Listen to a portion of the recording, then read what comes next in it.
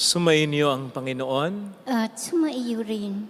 Ang mabuting balita ng Panginoon ayon kay San Marcos. Papuri sa iyo, Panginoon. Noong panahong iyon, sinabi ni Jesus sa kaniyang mga alagad, "Sinasabi ko sa inyo, sino mang magbigay sa inyo ng isang basong tubig dahil sa kayo kay Kristo ay tiyak nagagantimpalaan. Mabuti pa ang isang tao ang siya'y bitinan ng isang malaking gilingang bato sa leeg at itapon sa dagat kaysa maging sanhi ng pagkakasala ng isa sa maliliit na ito na nananalig sa akin.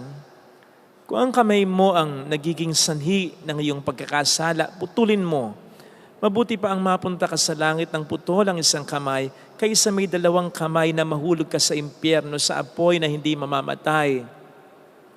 Do'y hindi mamamatay ang mga uod na kumakain sa kanila at hindi mamamatay ang apoy. Kung ang paa mo ang nagiging sanhi ng iyong pagkakasala, putulin mo. Mabuti pa ang mapunta ka sa langit ng putol ang isang paa kaysa may dalawang paa na mahulog ka sa impyerno.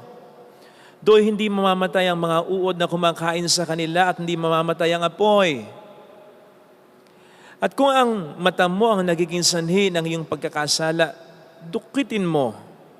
Mabuti pa ang pumasok ka sa kaharian ng Diyos ng bulagang isang mata kaysa may dalawang mata na mahulog ka sa impyerno. Do'y hindi mamamatay ang mga uod na kumakain sa kanila at hindi mamamatay ang apoy. Sapagkat ang bawat isa ay dadalisayin sa apoy. Mabuti ang asin, ngunit kung mawala ng lasa, paano ito mapapanauli? Ang alat. Taglayin ninyo ang katangian ng asin at sa gayon magiging mapayapa ang inyong pagsasamahan. Mga kapatid, ang mabuting balita ng Panginoon. Pinupuri ka namin, Panginoong Hesukristo. Welcome po sa Our Lady of Lazaret Quasay Parish kung saan ayos lang umiyak at samahan tayo ng mahal na ina sa pag-iyak at sa pagdarasal upang maging maayos ang lahat. Naniniwala po ba tayo sa impyerno? Dapat lang, oo. Sapagkat ito ay bahagi ng ating pananampalataya bilang mga Kristiyano. Naniniwala po ba tayo sa posibilidad na pwede tayong mapunta ng impyerno? Dapat din, oo. Ang tanong ay, siniseryoso po ba natin ang katotohanan ito?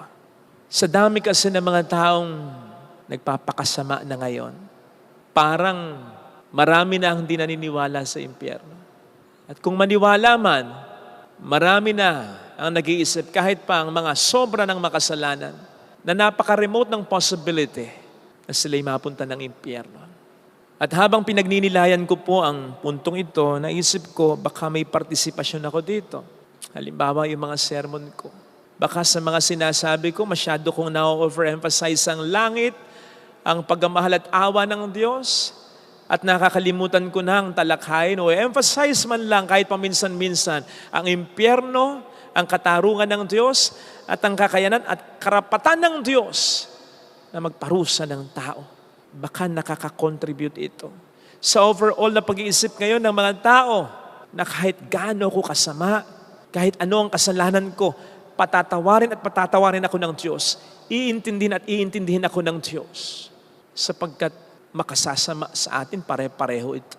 Di niyo po ba namamalayan kung minsan kapag may namamatay, ang madalas na komento ay, saan man siya naroroon, masaya na siya.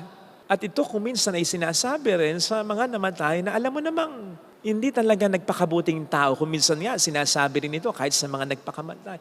Hindi po tayo nang huhusga dito. Ang punto ko lang, bakit masyado tayong napakasigurado na nasa langit na talaga ang tao? Tama namang mapagmahal ang Diyos. Tama namang wala nang mas bubuti pa sa Diyos. Tama namang nag-uumapaw ang awa ng Diyos. But I don't think dapat itong abusuhin ng tao. And I don't think dapat ang tao ay mabuhay nang hindi obviously tinatanggap ito. Sapagkat kung tatanggapin talaga natin totohanan ang awa at pagmamahal ng Diyos sa ating buhay, hindi po pwedeng walang mabago sa ating pamumuhay. Tama namang napakamapagmahal ng Diyos, pero hindi lahat ay pwede sa Kanya. Kaya nga may mga utos siya, di ba? Kahit napakabuti niya, may pinagbabawal siya. Mayroong ine-expect ang Diyos sa atin talaga. At baka po hindi nyo alam or nakalimutan nyo lang, sa banal na kasulatan, ang may pinakamaraming turo tungkol sa impyerno ay hindi si Moises, hindi ang mga propeta, hindi si San Pedro, hindi si San Pablo. Alam niyo kung sino? Ang ating Panginoong Jesucristo. And mind you, mas maraming turo at pagbabanggit na ginawa si Kristo tungkol sa impyerno kaysa sa langit. Sana tayo mapag-isip nito kung bakit ganito. Marahil naisip ng Panginoong Diyos na kung sino lang o basta-basta lang na kung tao lamang ang magtuturo tungkol sa impyerno, baka hindi tayo makinig eh. Baka sabihin natin, ito yan. Nananakot lang yan. Walang basehan sa katotohanan yan. Ang nagturo, hayang katotohanan, si Kristo mismo.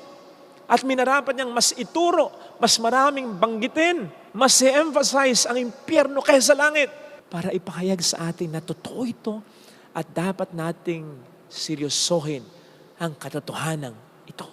Ang ating Panginoon mismo, ang pinaka-kinikilabutan, natatakot para sa atin kung tayo man ay mapunta ng impyerno.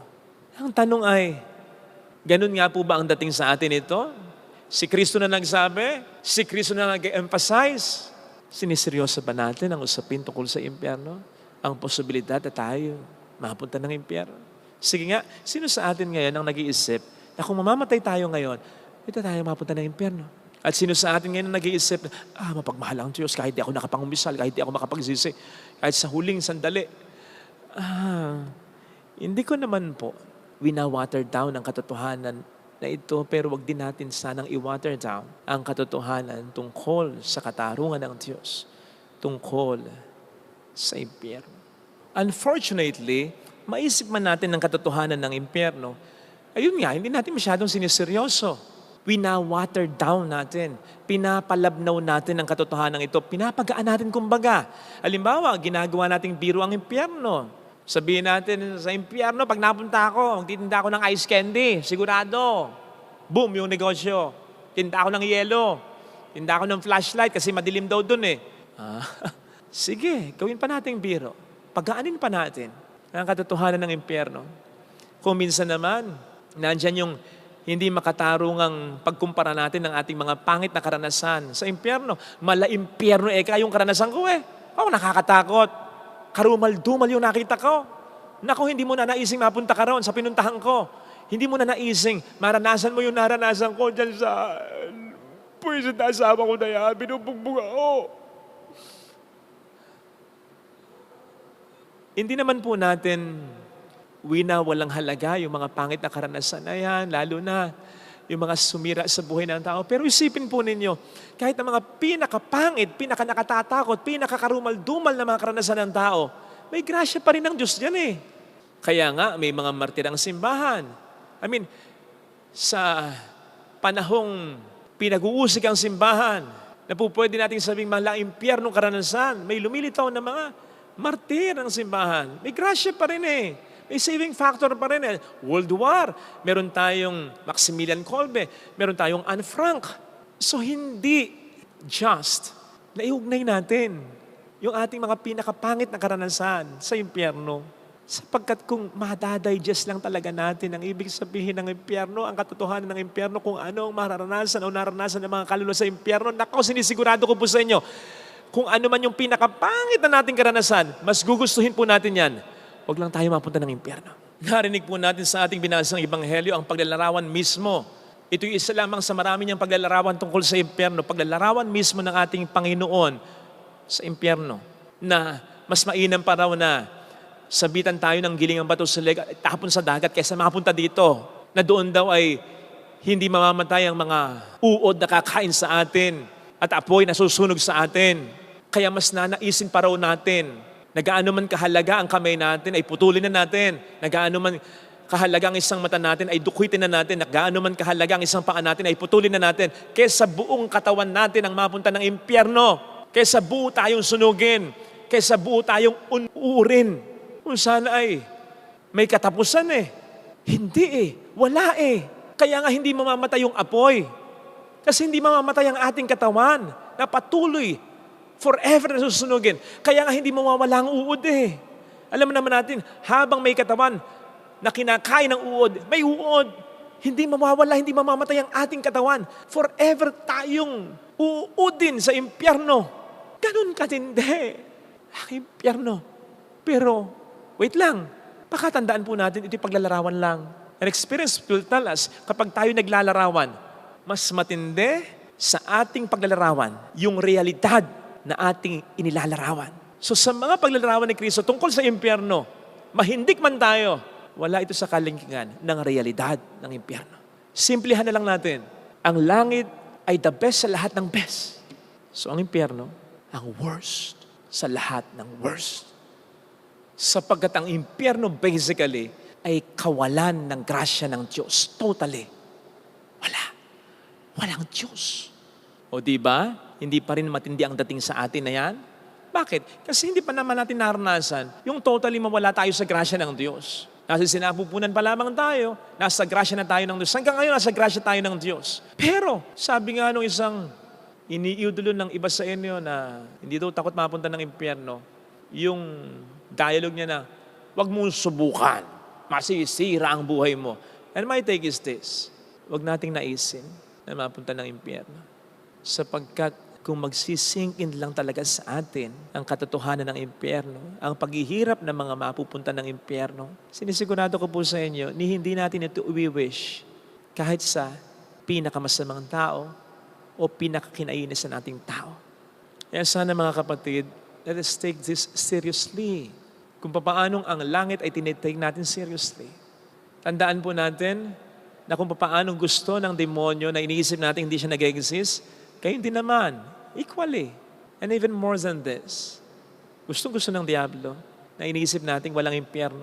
O kung isipin man natin, ay iniisip natin na sa kabila ng mga maraming kasalanan natin at hindi natin pagkapakabuti, remote yung possibility na mapunta tayo ng impyerno.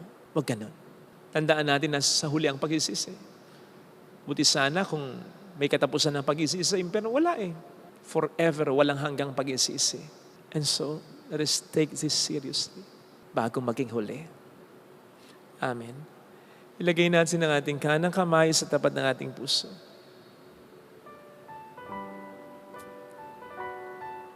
Awitin natin.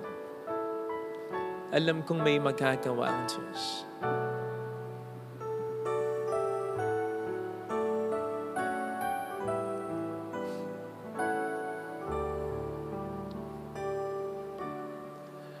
Alam kong may magagawa ang Diyos. Alam kong may magagawa ang Diyos. Walang imposible sa Kanya. Kung ako'y magtatapat, sa Kanya'y maglilingkod. Alam kong may magagawa ang Diyos. Hindi ako magdududa. Alam kong diringkin ng Diyos ang samo ko sapagkat mahal niya ako. Alam kong diringkin ng Diyos ang samo ko sapagkat anak niya ako. Ang samo ko. Kung ako'y magtatapat, sa Kanya'y maglilingkod, alam kong diringkin ng Diyos ang samo ko. Pikit natin ang ating mga mata. Panginoon, maraming salamat sa pagkakatawang tao mo at pagkasakripisyo mo, pag-aalay mo ng buhay mo para mabuksan para sa akin ang kalangitan, para magkaroon ako ng kwarto sa langit, hindi pa man. Sana'y mapahalagahan ko ito, na ako'y sinagip mo na ako'y iniligtas mo na. Huwag ko nawang balikhan ang umaalipin sa aking kasalanan. Pahalagahan ko nawa ang mga mabuting ginawa mo at ginagawa mo, lalong-lalo na ang pagliligtas mo sa kaluluwa ko, sa katawan ko. Tulungan mo ako, Panginoon, na mabuhay bilang isang ligtas ng talaga. Hallelujah! Hallelujah! Purihin ang Diyos. Siya ay muling babalik sa atin. Hindi niya tayo iiwan. Hindi niya tayo pababayaan. Paniwalaan natin yan. Hallelujah! Purihin ang Diyos. Hallelujah! Sa takdang panahon ay babalik ang Panginoon upang tayo ay kunin tapat siya sa kaniyang mga pangako sa atin. Sabihin mo sa sarili mo, mayroong magandang mangyayari sa iyo. Hindi pa nakikita ng mga mata, ni narinig ng mga tenga, ni naiisip ng ating isipan ang inihanda ng Diyos para sa atin sa kalangitan. Para sa mga nagmamahal sa Kanya, para sa mga nagpapahalaga sa kaligtasang binigay niya, para sa mga sumusunod sa Kanya. At kaya gusto ring makapiling siya kung lalapit kay Jesus. Kung lalapit kay Jesus. Papuri sa Ama at sa Anak sa Espiritu Santo. Kapara noong unang-una, ngayon at magpakailanman at magpasawalang hanggan. Amen.